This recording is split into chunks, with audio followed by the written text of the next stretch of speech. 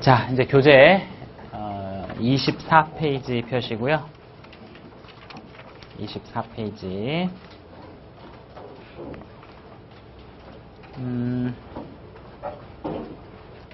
원가관리 회계 일반이라고 돼 있죠? 일반. 자, 원가관리 회계가 뭐냐라고 했을 때, 우리 앞에서 다 이야기했어요. 그 첫 번째 줄 보시면은 계획하고 통제하고 원가 계산하고 이런 게 원가관리 회계다라고 나와 있어요. 읽어보시면 넘어가셔도 되고요.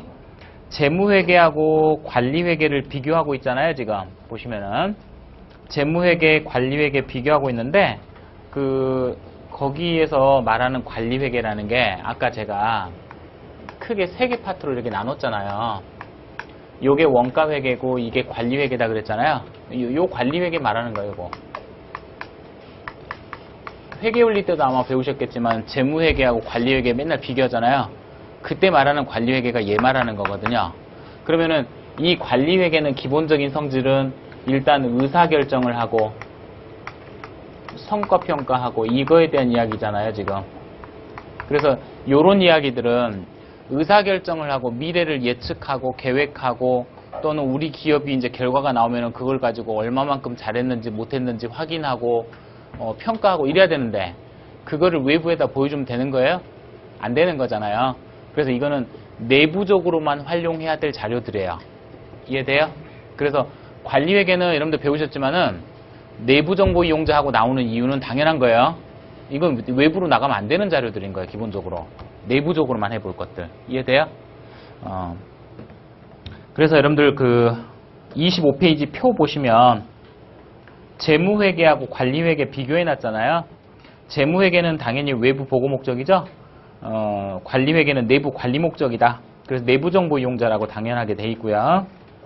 정보의 속성을 보시면 재무회계는 당연히 과거 역사적 정보죠. 반면에 관리회계는 미래 예측적 정보하고 나오죠. 당연한 거예요. 물론 어떤 분이 이런 이야기를 해요. 관리회계가 꼭 미래 예측만 하는 건 아니지 않냐. 결과가 나오면 그거 가지고 잘했는지 못했는지 확인하는 것도 있는데 이거는 재무회계에 비해서 상대적으로 얘는 좀 더 미래 예측적 정보인 거고 재무회계는 관리회계에 비해서는 상당히 과거 정보인 거죠. 작년 1년치를 재무제표로 나타내가지고 외부에다 보여주는 거잖아요. 재무회계는. 이해되세요? 그렇게 이해하셔야 되고요. 정보의 중점 보시면은 객관성하고 목적적 합성이라고 써놨는데 요 이야기는 이렇게 생각하시면 돼요. 관리회계는 기본적으로 의사결정이라는 내용이 들어있잖아요. 미래를 예측하고 계획을 해야 되는데 최소한 이 목적에 맞는 정보 요게 좀 더 정보에 초점이 맞춰지는 거죠.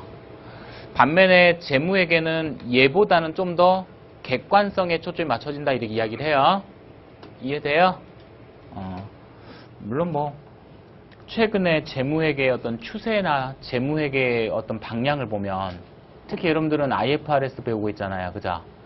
IFRS의 방향을 보면 정말 관리회계 못지않게 미래를 예측하라는 거 아니에요, 지금? 재무회계 안 했어요?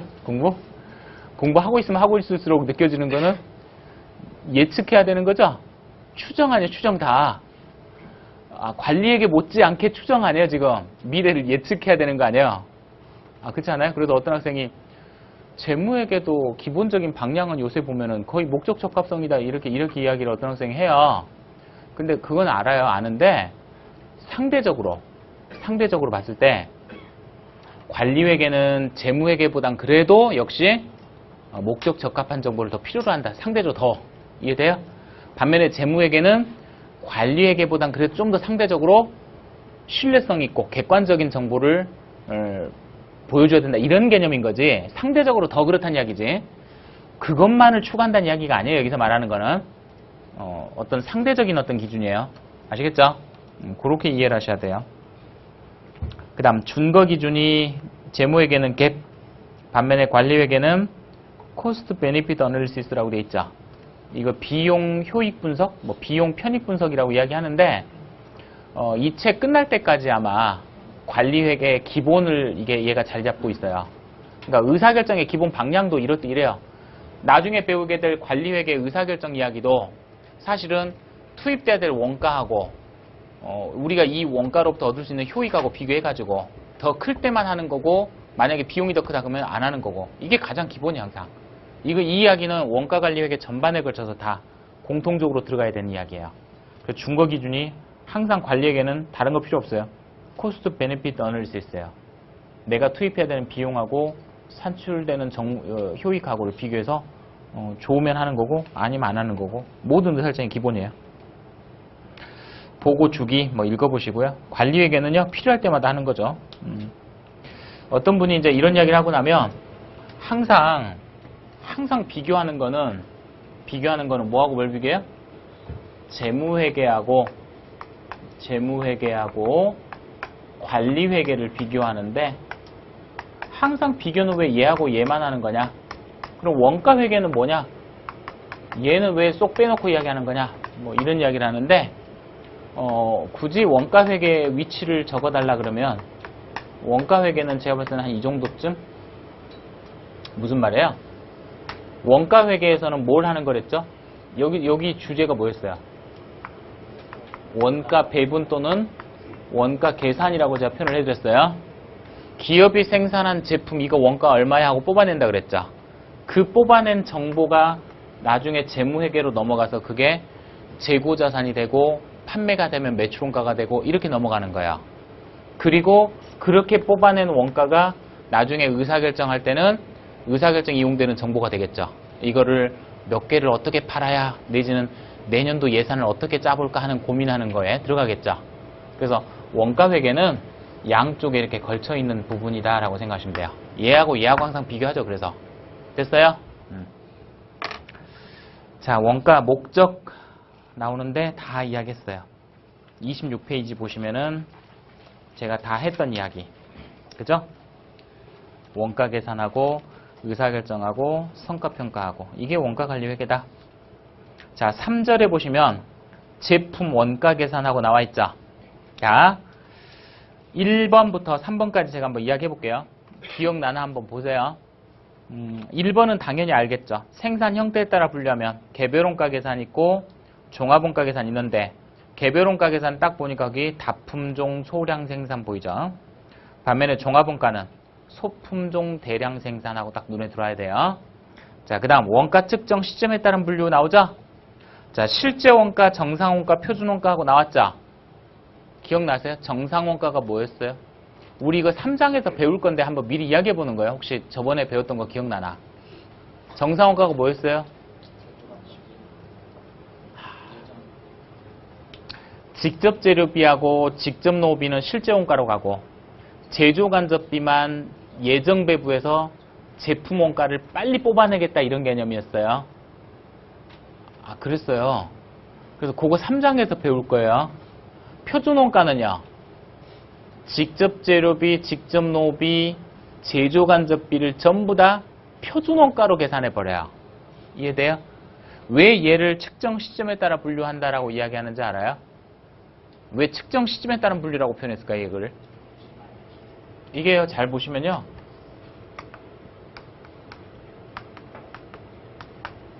실제 원가를 하잖아요. 실제 원가는요. 제품의 원가를 알게 되는 시점이 언제까지 가야 돼요? 결산이 끝나야 돼요. 실제 원가 계산은 이때가 결산이 끝나야지 원가를 알게 돼요. 왜? 제조간접비 배부를 이때 가서 할 수 있으니까. 그래서 나온 게 정상원가를 했죠? 정상원가는 기중에 그냥 제품 완성되면 예정 배부해서 원가 바로바로 뽑아버려요. 그냥. 반면에 표준원가는 시작하기도 전에 시작하기 전에 회사가 미리 표준을 설정해놨죠? 요거 하나 우리 하나 만들면 원가 얼마 하고 다 이미 뽑아놨어. 이게 이해돼요?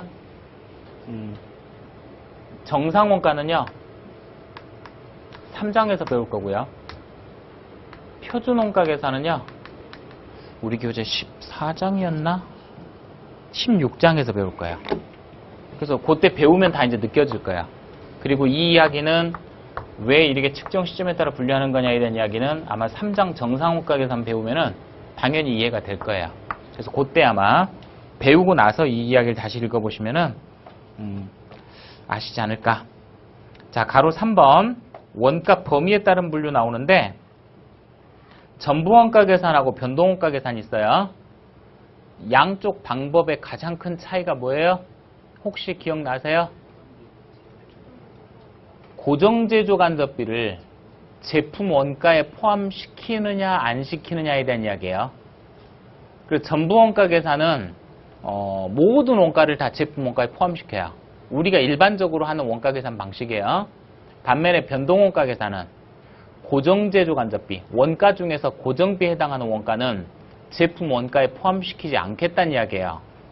그거를 하는 이유는 고정제조 간접비를 제품 원가에 포함시키지 않고 계산하고 했을 때 더 좋은 정보들이 나오더라 하는 이야기예요. 그 이야기는 나중에 우리 교재 8장에 가면요. 변동원가 계산이라는 챕터가 있어요. 거기서 이거 두 개 계속 비교할 거예요. 그래서 8장을 배우면 아마 이게 다 이해가 되지 않을까 싶어요. 됐죠? 앞으로 배울 이야기들이에요, 그것들이. 지금 뭐 이해 안 갈 수도 있어요, 분명히. 자, 27페이지. 기본 개념이 나오는데, 기본 개념에는 제가 몇 가지 정의를 막 적어놨어요. 그 정의에 대해서 이야기를 좀 해드릴 거고요. 이 용어들을 설명드리는 이유는 앞으로 이 책 끝까지 배우는 동안 계속해서 이 용어들을 사용할 거기 때문에 이 용어들을 먼저 알고 가야 된다는 개념으로 적어놓은 거예요. 자, 하나씩 좀 몇 개 해보죠. 원가가 뭐냐 하고 나왔어요. 자, 원가란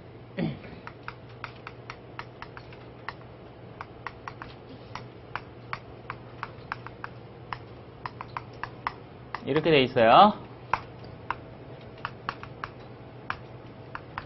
우리 책에는 소비된이라고 돼 있을 수도 있고요.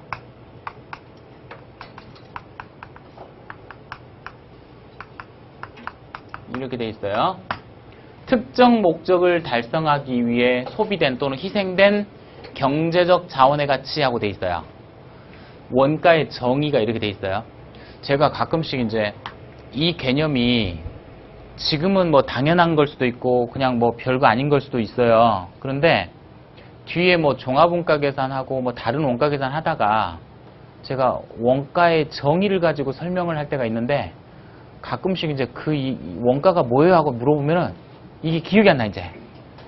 지금은 당연한데 저 뒤에서 배우다 갑자기 제가 원가가 뭐예요 하고 물어보면은 그냥 뭐 제품 만드는데 들어가는 게 원가예요 뭐 이렇게만 이야기해요. 그러시면 안 돼요. 원가란 특정 목적을 달성하기 위해 희생된 또는 소비된 경제적 자원의 가치예요. 자, 여기서요. 이 특정 목적이 뭐냐에 따라서 원가의 종류가 달라져요. 특정 목적이 뭐냐? 자, 뭐 그냥 예시하는 거니까 뭐 외울 것도 아니에요. 그냥 한번 듣기만 하면 돼요. 원가의 종류에는요. 굉장히 다양한 게 있어요. 예를 들면 제품 원가도 있고요. 서비스 원가도 있고요. 활동 원가도 있고요. 사업부 원가도 있어요. 이게 원가의 종류는 굉장히 다양해요, 일단. 더 많아요. 이름만 붙이면 돼, 이름만. 원가에다가. 그런데 이때 제품 원가 그러면요. 이 특정 목적이 제품인 거예요. 그 제품 원가가 뭐냐 이렇게 물어보면 우리는 이 제품을 만들기 위해서 소비된 또는 희생된 경제적 자원의 가치가 다 제품 원가가 되는 거예요. 이해돼요? 서비스 원가가 뭐냐 그러면 그 서비스를 위해서 소비된 경제적 자원의 가치가 다 서비스 원가. 활동 원가 그러면 그 활동을 위해서 소비된 경제적 자원의 가치. 그게 활동 원가. 심지어는 사업 원가 뭐냐 그러면 그 사업부를 위해서 소비된 모든 경제적 자원의 가치가 다 사업 원가야.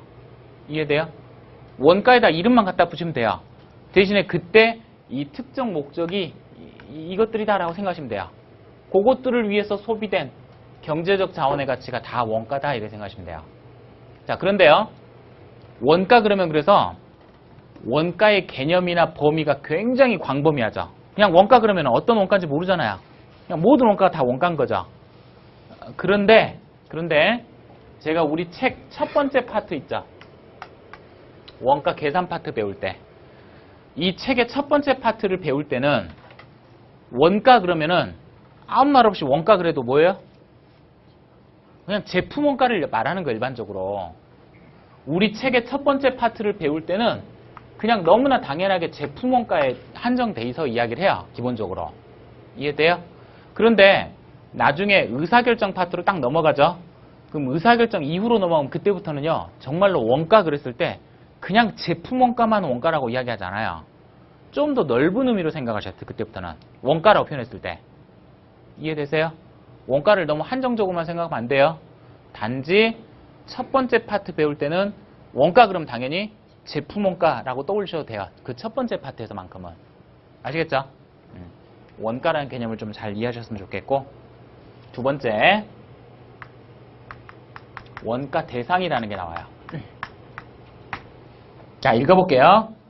원가를 따로 측정하고자 하는 활동이나 항목으로서 경영자가 의사결정을 위하여 어떠한 대상들의 원가를 알고자 할 때 그 어떠한 대상을 원가 대상이라 한다. 보이죠? 읽어봤을 때는 좀 느낌이 안 와요. 그죠? 의사결정, 경영자가 의사결정을 위해서 어떠한 대상들의 원가를 알고자 할 때 그 어떠한 대상이 원가 대상이래요. 그러니까 쉽게 이야기하면 이런 거예요. 우리 회사가요, 요번에 제품 A, B, C 세 종류를 생산했어요. 우리 회사가 제품 A, B, C 생산했는데 생산하면은 경영자는 당연히 요 제품 A, B, C 원가를 알고 싶겠죠.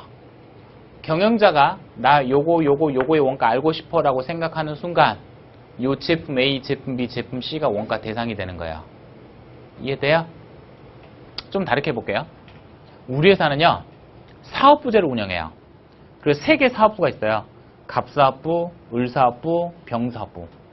3개 사업부가 있는데 각 사업부마다 경영자는 사업부별로 평가한다 그랬으니까 사업부별로 원가를 뽑아보고 싶어요. 이렇게 딱 생각하는 순간 요 갑사업부, 을사업부, 병사업부가 원가 대상이 되는 거예요. 이해돼요?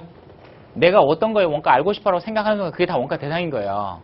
그러면 우리가 배우는 저 첫 번째 파트에서 원가 계산 파트에서는 아무 말 안 해도 원가 대상은 다 뭐예요?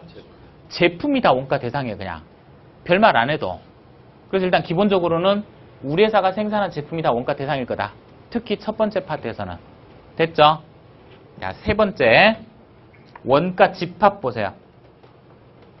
개별적인 원가 항목들의 집단으로서 원가 대상에 배분돼야 할 원가들의 집합이라고 돼 있죠?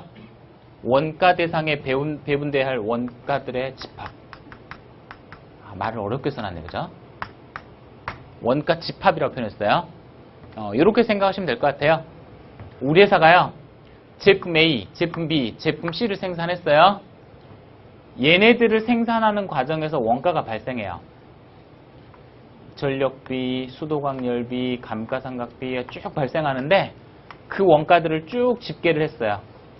집계했더니 총 100만 원이 나오더래요.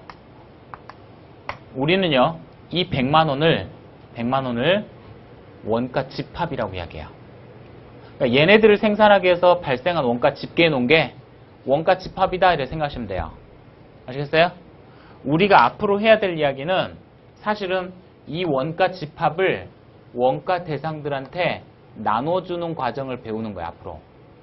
이 과정을 우리는 원가 배분이라 그래요.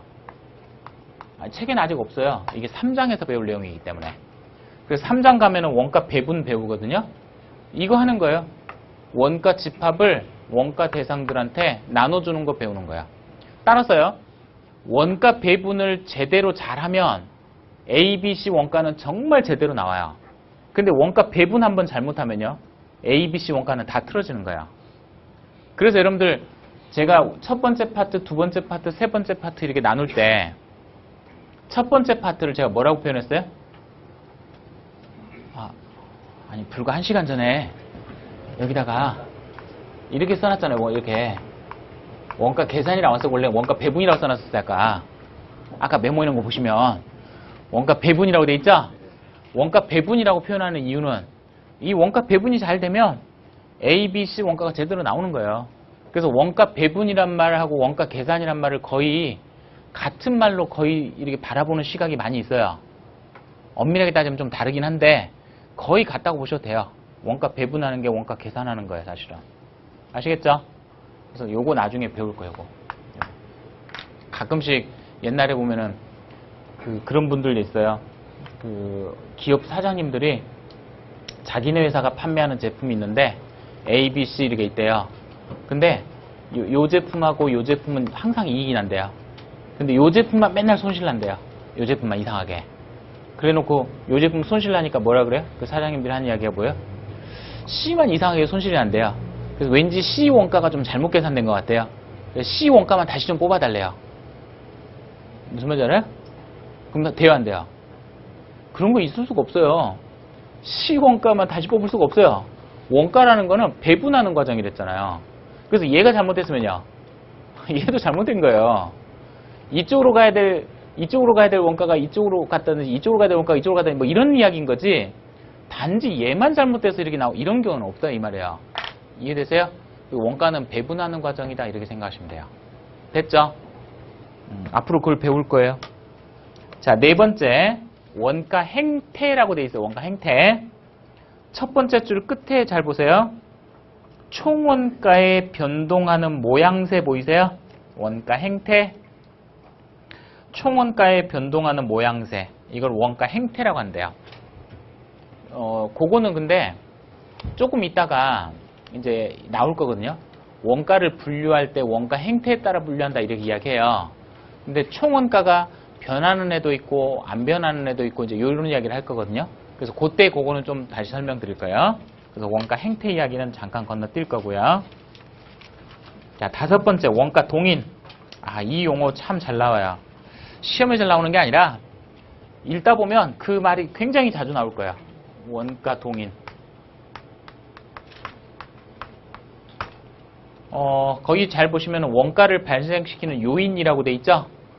원가에 영향을 미치는 요소 이렇게 돼 있는데 얘는 원가를 발생시키는 요인이라 그래서 보통 원가 유발 요인이라고 불러요. 원가를 발생시키는 요인이래요. 원가 유발 요인이라고 불러요. 그런데 원가 동인이란 말 자체를 좀 잘 이해하셔야 돼요. 자, 하나 먼저 기억하실 거는 어떤 한 가지 원가에 대해서 반드시 한 가지 원가 동인만 존재하는 것은 아니다. 이게 아니다. 하나의 원가에 대해서 한 가지 원가 동인만 존재해야 되는 거 아니에요? 안 그래요. 이제 그 이야기를 좀 먼저 설명드릴게요. 어떤 회사에서요. 제품을 만드는데 전력비가 발생해요. 그죠? 아니, 회사에서 제품 만드는데 전력비가 발생해요. 전력비가 막 늘어나요. 그죠? 제품 생산을 하면. 자, 이 공장에 가서 물어보는 거예요. 우리 회사가 제품 만들었는데 우리 회사가 생산한 이 제품의 원가 동인이 뭐냐 하고 물어보는 거예요. 전력비. 우리 회사 공장에서 전력비가 막 발생해요. 가서 물어보는 거예요. 우리 회사 공장에서 발생하는 이 전력비 원가 동인이 뭐야 하고 물어보는 거예요. 그러면 어떤 사람은 생산량이라고 대답한단 말이에요. 원가 동인이 뭐냐고 물어볼 때 어떤 사람은 생산량이래요. 왜요? 생산량을 막 늘리니까 거기에 비례해서 전력비가 쭉 변했다고 보는 거예요. 이해돼요? 어떤 사람은 우리 회사 공장에서 발생하는 전력비의 원가 동인이 뭐야 하고 물어보니까 어떤 사람은 노동시간이래요. 공장에서 일하는 직원들의 노동시간이 1시간, 2시간, 3시간 늘어나니까 거기에 비례해서 전력비가 쭉 변했다고 보는 거예요. 이해돼요? 마지막으로 어떤 사람한테 우리 회사 공장에서 발생하는 전력비의 원가 동인이 뭐야 하고 물어보니까 마지막 사람은 기계 가동 시간이래요. 왜 하고 물어보니까 뭐래요? 기계 가동 시간이 1시간, 2시간, 3시간 늘어나니까 거기에 비례해서 전력비가 쭉 변했다고 보는 거예요. 이 사람은. 이해돼요? 우리는요 지금 원가 중에서 전력비라고 하는 애 하나를 가지고 이야기했죠. 요거의 원가 동인이 뭐야? 그러니까 전력비를 발생시키는 원인이 뭐야 하고 물어봤더니 세 가지 대답이 나오는 거 지금. 한 사람은 뭐라고 그러고요? 나는 생산량인 것 같아 이렇게 이야기하고, 또 한 사람은 노동시간 같아 라고 이야기하고, 또 한 사람은요 기계가동 시간 같아 이렇게 이야기하는 거예요 지금. 또 이야기하면 또 몇 가지 막 더 나올 거예요 분명히. 이 세 가지 대답 중에 혹시 틀린 게 있어요? 없어요. 다 맞는 이야기예요. 생산량 막 늘리니까 이게 변하는 거죠. 노동시간이 막 변하니까 이게 변하는 거죠. 기계가동시간이 막 변하니까 변한 거 아니에요. 이해돼요? 그래서 사실은 한 가지 원가에 대해서 한 가지 원가동인이 존재하는 게 아니라 뭐 어떻게 해요? 다양한 원가동인이 존재한다 이렇게 이야기해요. 다양한 원가동인이 존재하는 거예요. 하나의 원가에 대해서 한 가지 원가동인만 존재하는 건 아니다. 절대로. 다양한 원가동이 존재한다. 존재하는데 사실은 현실적으로는 그 다양한 원가동인들 중에서 가장 합리적인 원가동인을 잡아내야 되는 거야. 이해돼요? 그게 이제 실무적으로는 제일 어려운 이야기지만 수업 목적으로는 하나를 딱 찍어서 줘요. 우리 회사 전력비는 노동시간에 비례 발생한다. 모르게. 또는 우리 회사 전력비의 원가동인은 기계가동시간이다. 이렇게 줘요. 그럼 고민하지 말고 그걸로 쓰면 되죠. 그 수험생은 그냥 하나만 주어질 거거든요. 고민 안 해도 돼요. 주어질 거니까. 하지만 이론적으로는 하나의 원가에 대해서 한 가지 원가동인만 존재. 이건 틀린 이야기예요. 이해되세요? 반드시 그렇게 기억하셔야 되고 거기에 밑줄만 그어 놓으시면 돼요. 다양한 원가동인이 존재할 수 있다라는 이야기에 기억을 하시고 거기 밑줄 하나 그어 놓으시면 되잖아요. 그죠? 가끔씩 이제 뒤에 읽다 보면 요 원가의 원가동인은 뭐야 하고 줘요. 그럼 아 이게 원가동인이 뭐구나 하고 느끼시면서 읽으시면 된다 이런 이야기예요. 방금처럼 뭐 이런 이야기를 주면서 문제에서 줄 거란 말이에요. 우리 회사 전력비는 원가동인이 뭐 노동시간이다 이렇게 주면 노동시간을 가지고 이제 이거를 배부할 생각을 해야 된다 이런 이야기예요. 이해돼요? 제품 생산하는데 얘는 몇 시간, 얘는 몇 시간, 얘는 몇 시간이 나올 거니까 그거 하는 게 3장이에요. 원가 배분하는 거. 그렇게 이해하시면 되고. 자, 6번째 조업도란 이야기 나왔죠? 기업이 보유한 자원의 활용 정도라고 돼 있어요. 산출량인 생산량, 판매량으로 표시하거나 투입량인 직접 노동시간 또는 기계가동시간 등으로 표시한다 돼 있어요. 이렇게 한번 해볼게요. 여러분들 조업도라는 말이요. 조업도라는 말이 처음에는 좀 뭐 느낌이 안 올 수도 있고 어떤 분은 뭐 당연하게 느낌이 올 수도 있는데 자 어떤 회사가요. 이렇게 한번 해볼게요. 공장에서 제품을 생산하는데 이 공장에서는요. 진짜 주말도 없이 한 달 내내 풀 가동했을 때 최대로 생산할 수 있는 게 제품 한 100만 개까지 생산이 가능해요. 완전 풀로 돌렸을 때. 그때 이 회사 공장 직원들이 있는데 이 직원들이 하루도 쉬지 않고 매일 나와가지고 일하면은 한 6,000시간 정도 총 일하게 된대요. 직원들이 그냥 진짜 한 번도 안 쉬고 일하면 이 정도까지 할 수 있대요. 그리고 이 회사에서 보유하고 있는 기계가 몇 대가 있는데 이 기계를 24시간 막 풀로 한 달 내내 돌리면 한 13,000시간 정도 돌아간대요. 그냥 대충 써본 거예요. 의미를 두지 마시고요. 이럴 경우에 우리 회사가 최대 조업도로 작업 중이다 그러면 우리 회사가 최대 조업도로 작업 중이다 그러면요. 사람마다 생각이 틀려요.